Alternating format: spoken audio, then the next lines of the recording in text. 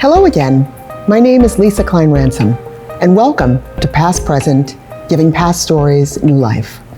You might think that as a writer, my job is to resolve the conflicts that I write into the lives of my characters. But actually, the opposite is true. I believe my job as a writer is to ask questions of my characters that help me and my readers to think about the world differently through story.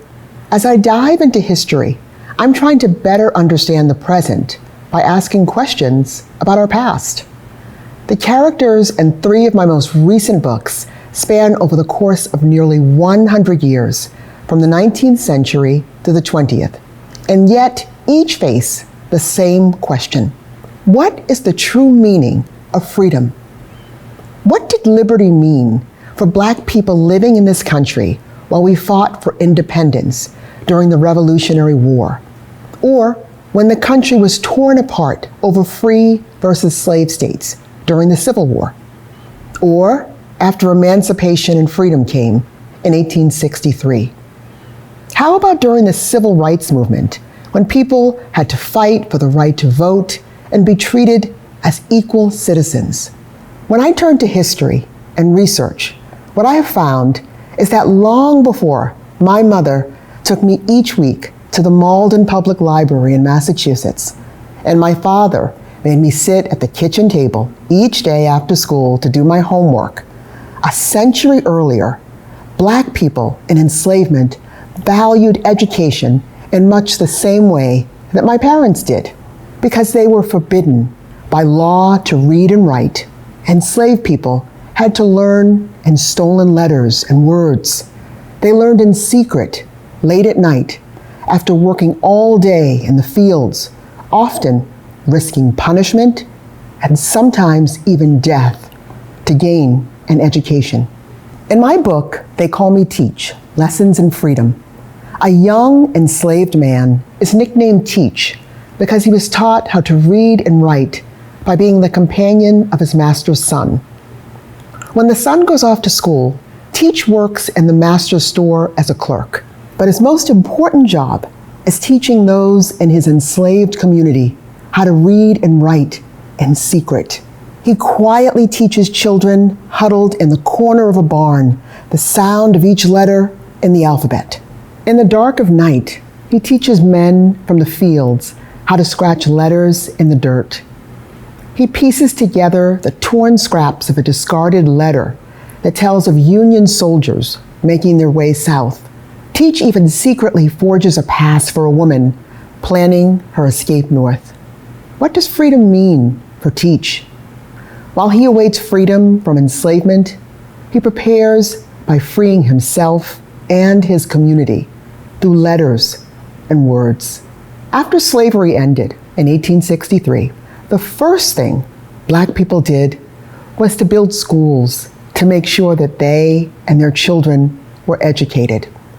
They also started hundreds of newspapers with names like The Emancipator and Free American and the Herald of Freedom and the North Star to share news, reunite families, and build on their dreams of hope and freedom. They also began moving to places where they could finally have something of their own. In 1879, nearly thousands of Black people began traveling west from the South to claim land as part of the Homestead Act. 160 acres of land would be theirs to own as long as they could improve on it and build a structure. Nearly half gave up, but the ones who stayed started communities and built all Black towns. In one big open sky, 11-year-old Letty, her mother Sylvia, and a young teacher named Philomena are part of an all-Black wagon company traveling along the Oregon Trail, headed to Nebraska in 1879. While Letty is dreaming of the life she will have, her mother is looking back, missing her siblings and the life she left behind in Mississippi. Along the way, they face hardship, tragedy, and loss. But Letty's father tells her that in Nebraska, they will finally have a new beginning by staking a claim for their own land. What does freedom mean for Letty's family? The dream of opportunity and land and independence that await them in the West will finally be realized. Black people received citizenship in 1868, years after slavery ended. But citizenship didn't mean freedom. In most states, Black people were still denied the right to own land, businesses, and lived in oppressive, racist systems. And even though the 15th Amendment granted Black men the right to vote, discriminatory measures like poll tax and literacy tests and intimidation kept many Black people in the South from voting until the Voting Rights Act passed in 1965. Can you really be free if you cannot vote for the people who represent your interests? Indeed, many Black people, like Fannie Lou Hamer, Martin Luther King Jr., James Farmer, Diane Nash, and one of my heroes, John Lewis, did not believe that to be true, and they decided to do something about it. John Lewis grew up seeing two different worlds in his hometown of Troy, Alabama. His sharecropper parents worked night and day, but barely made enough to feed John and his 9 brothers and sisters. And here, I'm going to read a short excerpt from Fighting with Love, the legacy of John Lewis. Love followed John just about everywhere he went, except on Saturday mornings, when he and his daddy drove the mule and wagon into downtown Troy, Alabama. Outside Bird's Drugs, John hated that he and his daddy had to eat standing up outdoors instead of sitting down at the whites-only lunch counter. And if the day was hot and dusty, John hated quenching his thirst at the rusty water spigot instead of at the shiny whites-only fountain. Election day meant whites only could pick the laws, mayors, and presidents. John hated that colored folks had to stick to picking cotton. The only way to fix things, John realized, was to change the laws. And the only way to change the laws was to vote. But in Alabama and all throughout the South, white lawmakers made it almost impossible for Black people to vote. So John worked with others to bring national attention to the inequality that he and other Black people faced by speaking up, sitting down in protest at segregated lunch counters and department stores. John marched and prayed and protested and was beaten and arrested, but he was never quiet about injustice.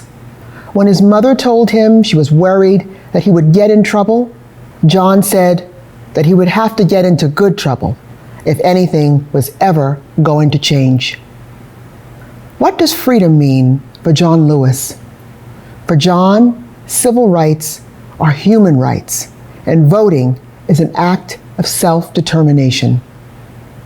So whether it is reading and writing, or owning a piece of land, or having the right to vote and choose where you want to live and be educated, Black people in this country have always sought out and fought for freedom in a country that has often denied them these very basic rights. What does freedom mean to you? Ask your friends and family how they define freedom. How are they the same or different? Do you think that everyone in this country is now free? Asking questions is such an important part of writing, especially when looking back at history and thinking about the people and events whose hard work continues to make this world a better place for everyone. Thank you for watching. I'll see you next time on Past Present, giving past stories new life.